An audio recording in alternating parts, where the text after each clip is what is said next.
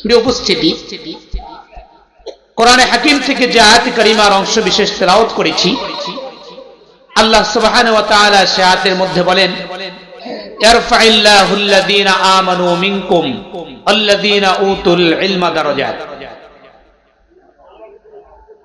আল্লাহ পাক বলেন, যারা ঈমান গ্রহণ করেন এবং কোরআন আর হাদিসের জ্ঞান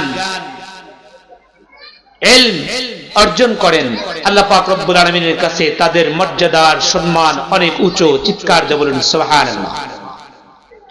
প্রিয় উপস্থিতি, কথা বলুন তো, দুনিয়ার ক্ষমতাশালীদের দাম বেশি না কোরআনওয়ালার দাম বেশি? একটা আওয়াজ দিয়ে বলতে হবে, কোরআনওয়ালার দাম বেশি। কথা বলেন, কার দাম বেশি? কোরআনওয়ালার দাম বেশি। নেতা নেত্রী, ক্ষমতাশালী, ধনী, দাপটশীল সব শ্রেণীর মানুষের চাইতে আল্লাহ পাক রব্বুল আলামিন মনোনীত মানুষ হিসেবে কোরআনওয়ালাদেরকে ঘোষণা করেছেন। একটা আওয়াজ দিয়ে বলা যাবে নাকি সুবহানাল্লাহ? নবী করিম সাল্লাল্লাহু আলাইহি সাল্লাম, বুখারী শরীফের বর্ণনা এসেছে, আমি যে হাদিস আপনাদের সামনে পড়েছি, মহানবীজি বলেন, খায়রুকুম মান তাআল্লামাল কুরআনা ওয়া আল্লামা। পৃথিবীর মধ্যে সর্বোত্তম ব্যক্তি হলো যারা কোরআন শেখে এবং শিক্ষা দেয়। সুবহানাল্লাহ বলেন। যারা কোরআন শেখে এবং শিক্ষা দেয় তারাই হলো পৃথিবীর শ্রেষ্ঠ মানুষ। চিৎকার দিয়ে বলুন সুবহানাল্লাহ। প্রিয় ভাইয়েরা আমার, এই জন্য আল্লাহ পাক রব্বুল আলামিন এই কোরআনের এক মার্কাজ আমাদের এই গ্রামে আল্লাহ পাক প্রতিষ্ঠিত করে দিয়েছেন। এটা আমাদের জন্য অনেক বড় নিয়ামত, অনেক বড় নিয়ামত। কোরআনের মার্কাজ, কোরআন শিক্ষালয়, কোরআন যেখানে বাচ্চাদেরকে শুরু থেকেই সঠিকভাবে, শুদ্ধভাবে, পরিশুদ্ধভাবে শিক্ষা দেওয়া হয়, সেই শিক্ষা প্রতিষ্ঠানের নাম হলো নুরানি মাদ্রাসা, কওমি মাদ্রাসা। কথা বলেন ঠিক না ঠিক? প্রিয় ভাইয়েরা আমার, একটু আসুন, এই মাদ্রাসাগুলোতে কি শিক্ষা দেওয়া হয়, কি শেখানো হয়? আমার আপনার ছেলেকে যখন, বাচ্চাকে যখন মাদ্রাসায় ভর্তি করে দেই, মাদ্রাসায় এসে শুরুতেই আউযু বিল্লাহ বিসমিল্লাহ বলা শেখে, বাচ্চা শেখে আউযু বিল্লাহি মিনাশ শাইতানির রাজীম, বিসমিল্লাহির রহমানির রহিম, আলহামদুলিল্লাহি রাব্বিল আলামিন, আর রহমানির রহিম, মালিকি ইয়াউমিদ্দিন, ইয়্যাকা না'বুদু ওয়া ইয়্যাকা নাস্তাঈন, ইহদিনাস সিরাতাল মুস্তাকিম, সিরাতাল লাযীনা আন'আমতা আলাইহিম গায়রিল মাগদুবি আলাইহিম ওয়ালাদ-দাল্লিন। এভাবে তারা তেলাওয়াত শিখে। কথা বলেন ঠিক না বেটি? প্রিয় ভাইয়েরা আমার, বাচ্চাকে যখন মাদ্রাসায় ভর্তি করা হয়, একটা প্রাথমিক শিক্ষা তাকে দেওয়া হয়। আউযু বিল্লাহ বিসমিল্লাহ শিখার পরে তাকে ঈমান শিক্ষা দেওয়া হয়। একটু আওয়াজ দিয়ে বলুন সুবহানাল্লাহ। বাচ্চা যখন মাদ্রাসায় ভর্তি হয়, সর্বপ্রথম তাকে শিক্ষা দেওয়া হয় আমানতু বিল্লাহি ওয়া মালাইকাতিহি ওয়া কুতুবিহি ওয়া রুসুলিহি ওয়াল ইয়াউমিল আখিরি ওয়াল কদরি খায়রিহি ওয়া শাররিহি মিনাল্লাহি তাআলা ওয়াল বাসি বাদাল মাউত। কথা বলেন ঠিক না ঠিক? ভাইরা আমার, বাচ্চাদেরকে মাদ্রাসায় ভর্তি করার পরে এরা প্রথমে শিক্ষকরা তাদেরকে আল্লাহ শিখায়। সুবহানাল্লাহ ভাই, শিক্ষকরা তাকে আল্লাহ চেনায়। আল্লাহ কি, আল্লাহকে, তাকে আল্লাহর উপর ঈমান আনা, আল্লাহকে বিশ্বাস করা, এটা তাকে প্রথম শিক্ষা দেওয়া হয়। তারপরে বলা হয় ওয়া মালাইকাতিহি, আল্লাহ যত ফেরেশতাকুল তৈরি করেছেন, আল্লাহ পাক রব্বুল আলামিন যে সমস্ত মালায়েকা তৈরি করেছেন, ফেরেশতাদেরকে বিভিন্ন কাজে নিয়োজিত করেছেন, আল্লাহ সুবহানাহু ওয়া তাআলা ওই সমস্ত ফেরেশতাদের উপর ঈমান আনার কথা বলেছেন। একটা আওয়াজ দিয়ে বলুন সুবহানাল্লাহ। ওয়া কুতুবিহি, আল্লাহর কিতাব কোরআন, এই কোরআনকে বিশ্বাস করার কথা। জাবুর, তাওরাত, ইনজিল, এই সমস্ত কিতাবের উপর ঈমান আনার কথা। আল্লাহ পাক রব্বুল আলামিন বাচ্চাদেরকে কোরআনের মাদ্রাসাতে শিক্ষকেরা বাচ্চার প্রাথমিক শিক্ষার মধ্যে এই সমস্ত মৌলিক আল্লাহ পাক রব্বুল আলামিন যে সমস্ত বিষয়ের উপর ঈমান আনার কথা বলেছে, এই বিষয়গুলো তাদেরকে শিক্ষা দেওয়া হয়। একটু চিৎকার দিয়ে বলুন সুবহানাল্লাহ। প্রিয় ভাইয়েরা আমার, এই জন্য মাদ্রাসাওয়ালা, কোরআনওয়ালা, তাদের দাম আল্লাহ পাক রব্বুল আলামিন আকাশচুম্বী করেছেন। এমনকি পৃথিবীর সর্বশ্রেষ্ঠ মানুষ জাতি হিসেবে, মানব জাতি হিসেবে, মানুষ হিসেবে আল্লাহ পাক ঘোষণা করেছেন। বিশ্বনবী সাল্লাল্লাহু আলাইহি ওয়াসাল্লাম হাদিসের মধ্যে বলেন, খায়রুকুম মান তাআল্লামাল কুরআন ওয়া আল্লামা, যারা কোরআন শিক্ষা দেয় এবং শিক্ষা নেয় তারাই হলো পৃথিবীর মধ্যে সর্বশ্রেষ্ঠ মানুষ। চিৎকার দিয়ে বলেন সুবহানাল্লাহ। মুসলমান ভাইরা আমার, বন্ধুরা আমার, কথাগুলো দিল দিয়ে বুঝবেন। আল্লাহ পাক রব্বুল আলামিন কোরআনে কারীমের মর্যাদা কি পরিমাণ বাড়িয়েছেন একটু বোঝার চেষ্টা করবেন। এই কোরআনের সাথে সম্পর্ক যারাই রেখেছে আল্লাহ পাক রব্বুল আলামিন ক্রমাগতভাবে তাদের সম্পর্ক রাখার কারণেই আল্লাহ পাক রব্বুল আলামিন তাদের ইজ্জত আর সম্মান বাড়িয়ে দিয়েছে। মুসলমান ভাইরা আমার, বন্ধুরা আমার, আল্লাহ পাক রব্বুল আলামিন কোরআনে হাকীমের মর্যাদা কি পরিমাণ রেখেছেন। এই কোরআন যারা সিনার মধ্যে রাখবে, এই কোরআন যারা সিনার মধ্যে সংরক্ষণ করে রাখবে, এই কোরআনের পক্ষে যারা কথা বলবে, কোরআনের পক্ষের মানুষদের যারা সাপোর্ট করবে, আল্লাহ পাক সর্বশ্রেণীর মানুষগুলোকে আল্লাহ পাক কোরআনওয়ালা হিসেবে গণ্য করে আল্লাহ পাক আখিরাতের ময়দানে সম্মানিত করবে। সুবহানাল্লাহ। আওয়াজ দেব। আমার ভাইরা খুব ভালো করে বুঝবেন, রব্বুল আলামিন কোরআনে হাকীমের সাথে সম্পর্ক রাখলে কি পরিমাণ ইজ্জত বাড়ায় একটু বোঝানোর চেষ্টা করছি। প্রিয় ভাইরা আমার, রব্বুল আলামিন কোরআনকে ভালোবাসলে আল্লাহ পাক রব্বুল আলামিন তাকে ভালোবাসেন। কোরআনের সম্পর্কে, কোরআনের সাথে সম্পর্ক তৈরি করলে, কোরআনওয়ালাদের সাথে সম্পর্ক তৈরি করলে আল্লাহ পাক রব্বুল আলামিন তাদের সাথে ভালো সম্পর্ক জড়াইয়া আল্লাহ পাক রব্বুল আলামিন তাদেরকে দামি বানায়া দেয়। মুসলমান ভাইরা আমার, বন্ধুরা আমার, আমাদের পার্শ্ববর্তী দেশ ইন্ডিয়া সকলেই চিনি, নাম শুনেছি। ভারতবর্ষের এক ব্যক্তির গোয়াকেয়ার ঘটনা আমি আপনাদের সামনে তুলে ধরতে চাই।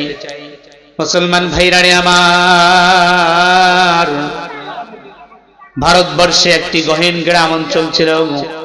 যেই গ্রামের ভিতরে কোনো আলেম ছিল না, শিক্ষিত মানুষ ছিল না, কোন জ্ঞান গর্বপূর্ণ মানুষ ছিল না, একেবারেই প্রত্যন্ত অঞ্চলের মানুষ। সেখানে কোনো শিক্ষিত মানুষ না থাকার কারণে মানুষগুলো শিক্ষিত হতে পারে নাই।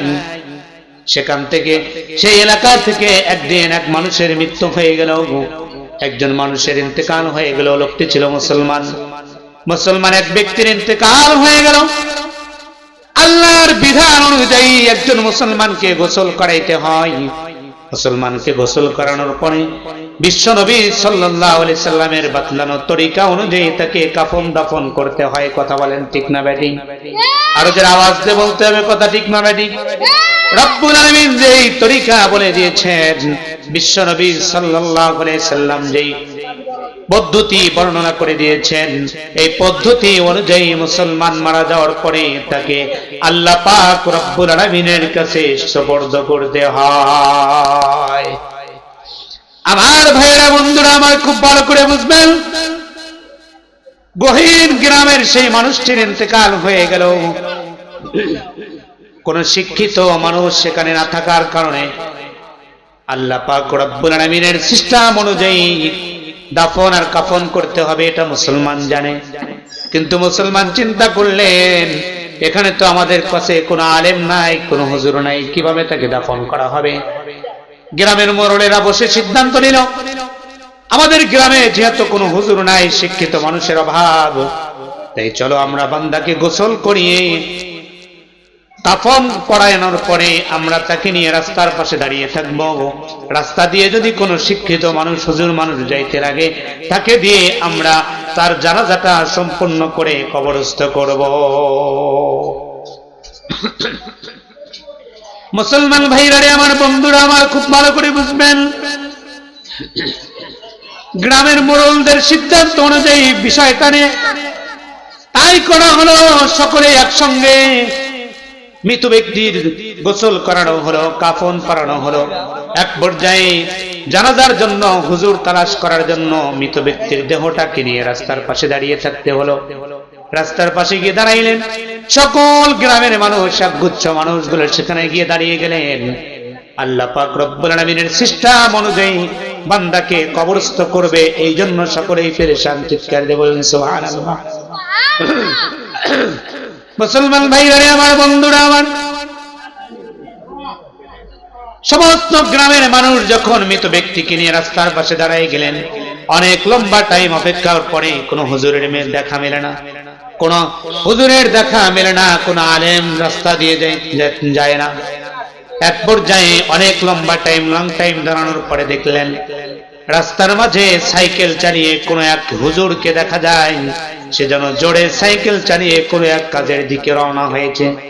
মুসলমান ভাইরা আমার, বন্ধুরা আমার, খুব খেয়াল করে বুঝবেন, কোরআনের সাথে সম্পর্ক রাখলে আল্লাহ পাক রব্বুল আলামিন কি পরিমাণ ভালোবাসে একটু বোঝানোর চেষ্টা করছি।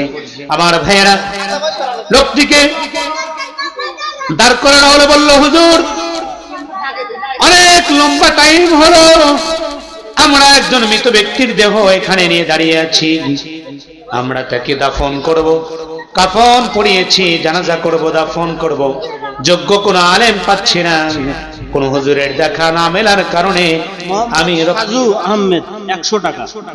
নারায়ে তাকবীর, আর যারা আওয়াজ দেব নারায়ে তাকবীর।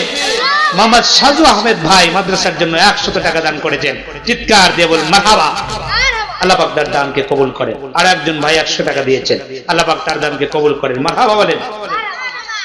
আমার ভাইরা খুব ভালো করে বুঝবেন, হুজুরকে যখন বলা হলো এলাকায় কোনো আলেম নাই, লম্বা টাইম হলো আপনার মতো কোন হুজুরের অপেক্ষায় বসে আছি, আমাদের মৃত ব্যক্তির জানাজার কাজটা আপনি সম্পন্ন করে দিতে হবে। হুজুর অজুহাত পেশ করলেন, বললেন আমার হাতে তো সময় নেই, আমি এক চাকরি করি, চাকরি রয়ে যাচ্ছি, আমার অফিসে যাওয়ার সময় হয়ে গেছে, একেবারে সময় সংকীর্ণ, আমাকে অফিসে যেতে হবে। লোকেরা তোড়জোড় করে বললেন না, অফিসে যাওয়ার আগে আমাদের এই কাজটি আপনার করে যেতেই হবে, কারণ আমাদের এলাকায় কোনো হুজুর নাই, কোনো আলেম নাই, মেহেরবানি করে আমাদের এই লাশের দাফন কাফন আপনাকে করে যেতে হবে। অনেক পীড়াপিড়ির পরে হুজুর কোন রকম রাজি হলেন, সুবহানাল্লাহ বলেন, কোন রকম রাজি হলেন, বললেন ঠিক আছে আমি শুধু জানাজাটা করে দেব, আপনারা দাফন করবেন, আমার হাতে খুব বেশি সময় নেই, আমাকে আমার অফিসে যেতে হবে। তো তিনি গ্রামের সকলেই তার কথাকে মেনে নিলেন, তার সিদ্ধান্ত অনুযায়ী দাফন করার কাজ শুরু করবেন। জানাজা শেষ সম্পন্ন করলেন।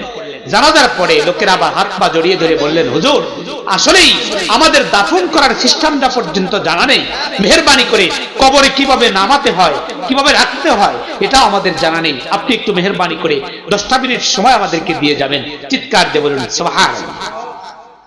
অনেক পীড়াপিড়ির পরে হুজুর বললেন ঠিক আছে, দেরি যেহেতু হয়েই গেছে তাহলে আরেকটু দেরি হলে অসুবিধা নেই। সে তাদের সাথে সংযুক্ত হয়ে দাফনের কাজটাও শেষ করলেন, দাফন করলেন। কিন্তু ঘটনা মাঝখানে একটি ঘটে গেছে। লোকটি যখন দাফন কাফন শেষ করে কবরের মাটি চাপা দিয়ে আবার তার অফিসের দিকে চলে যাচ্ছেন, কিছু দূর যাওয়ার পরে গিয়ে দেখেন, তার পকেটের দিকে তাকিয়ে দেখেন অফিসের চাকরির যে তার কাগজপত্র ছিল সে কাগজগুলো আর তার পকেটে নেই। তিনি অনুমান করলেন নিঃসন্দেহে আমার কাগজগুলো আমি যখন মৃত ব্যক্তিকে কবরে রাখতে গিয়েছিলাম, তাকে কবরে কিভাবে রাখতে হয় তারা জানে না, আমি যখন রাখতে গিয়েছিলাম কিবলা দিকে তার মুখটাকে ঘুরিয়ে দিতেছিলাম, আমার মনে হচ্ছে ওই মুহূর্তে আমার পকেটের কাগজপত্রগুলো কবরের মধ্যেই পড়ে গেছে। চিৎকার দিয়ে বলেন মারহাবা। আমার ভাইরা খুব ভালো করে বুঝবেন, হুজুর তখন তার অফিস থেকে ঘুরে এসে আবার গ্রামের মানুষদেরকে ডাকলেন আর বললেন ভাইয়েরা আমার, আমি কিছুক্ষণ আগে আপনাদের এই মৃত ব্যক্তির দাফন শেষ করে গিয়েছি, কিন্তু আমার ওই কবরের মধ্যে একটি কাগজ পড়ে গেছে যেটা আমার চাকরির জন্য অত্যন্ত জরুরি কাগজ, মেহেরবানি করে আমার সঙ্গে সহযোগিতা করতে হবে, আমার এই কাগজটাকে বের করতে হবে। লোকেরা বললেন হুজুর আমরা তো বিষয়টা জানি না, কবর খনন করা যায় আছে কিনা এটাও আমরা জানি না। আপনি আলেম মানুষ, কোনো সমস্যা যদি না হয়, শরীয়তে যদি কোনো বাধা না থাকে, তাহলে আপনি কবর খনন করে আপনার কাগজপত্রগুলো বের করতে পারেন, আমাদের আপত্তি নাই। মুসলমান ভাইরা রে, আমার বন্ধুরা, আমার হুজুর যখন গ্রামের যুবকদেরকে সঙ্গে নিয়ে কবর খনন করতে গিয়েছেন, কবরে কোদাল মেরেছেন, প্রথম কোপ দিয়েছেন, কোদাল মারা শুরু করেছেন, সঙ্গে সঙ্গে কবর থেকে এমন সুঘ্রাণ বের হওয়া শুরু হয়েছে, যে সুঘ্রাণ পৃথিবীর মানুষের নাকে আর জীবনে কোনোদিন পায় নাই। একটা আওয়াজ দিয়ে বলুন না সুবহানাল্লাহ। মুসলমান ভাইরা, আমার বন্ধুরা, আমার লোকেরা জিজ্ঞাসা করলেন, হুজুর কাজ বন্ধ করে দিলেন কেন, ঘটনা কি বলেন? হুজুর বললেন, আমার কাগজের দরকার নাই, এই লোকটির বাড়িতে আমাকে নিয়ে চলো, ওর বাড়িতে কোন লোক আছে কিনা তাদের সঙ্গে একটু কথা বলবো, কি এমন আমল করেছে কবর থেকে এত সুঘ্রাণ বের হয়, আল্লাহ পাক রব্বুল আলামিন এত পছন্দ করেছেন। সংক্ষিপ্ত কথা, আজান হচ্ছে। প্রিয় ভাইয়েরা আমার, লোকটি যখন বাড়িতে গেলেন, গিয়ে দেখলেন তার বাড়িতে কোনো লোক নেই, পুরুষ মানুষের অভাব, পুরুষ মানুষ কেউ নেই, একটা মাত্র মেয়ে তার বাড়িতে আছে। লোকটি পর্দার আড়াল থেকে মেয়েকে জিজ্ঞেস করলেন, মাগো তোমার বাবা এমন কি আমল করেছে যে আমলের কারণে আল্লাহ পাক তার কবরে মাটি দিয়ে কিছুক্ষণ আগে রেখে এসেছি, এতক্ষণে কবর থেকে সুঘ্রাণ বের হওয়া শুরু হয়েছে। চিৎকার দিয়ে বলেন সুবহানাল্লাহ।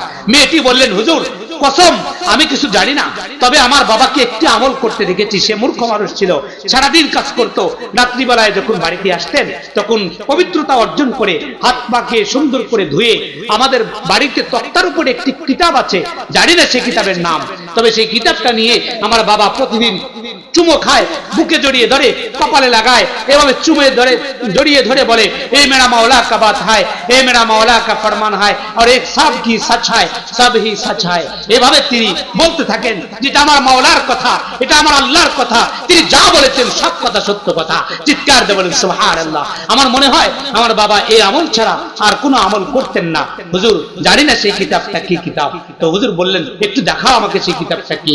হুজুর গিয়ে দেখলেন সেই কিতাব আর কোনো কিতাব নয়, সেটা হলো আল্লাহর কালাম, কালামুল্লাহ, কুরআনুল হাকিম। যেরকম সুবহানাল্লাহ। প্রিয় ভাইরা, এই জন্য কোরআনের সাথে সম্পর্ক রাখলে মানুষের দাম বাড়ে কি বাড়ে না? বলে বাড়ে, দুনিয়াতেও বাড়ে, আখিরাতেও বাড়ে। আল্লাহ পাক রব্বুল আলামিন এই কোরআনের মার্কাজ পিয়ারাপুর দারুস সুন্নাহ কওমি মাদ্রাসাকে আল্লাহ পাক কিয়ামত পর্যন্ত দায়েম আর কায়েম রাখেন, কবুল আর মঞ্জুর করেন। শুকর বিল আল্লাহুম্মা আমিন। আখির দাওয়ানা আলহামদুলিল্লাহি রাব্বিল আলামিন। আসসালামু আলাইকুম ওয়া রাহমাতুল্লাহি ওয়া বারাকাতুহু।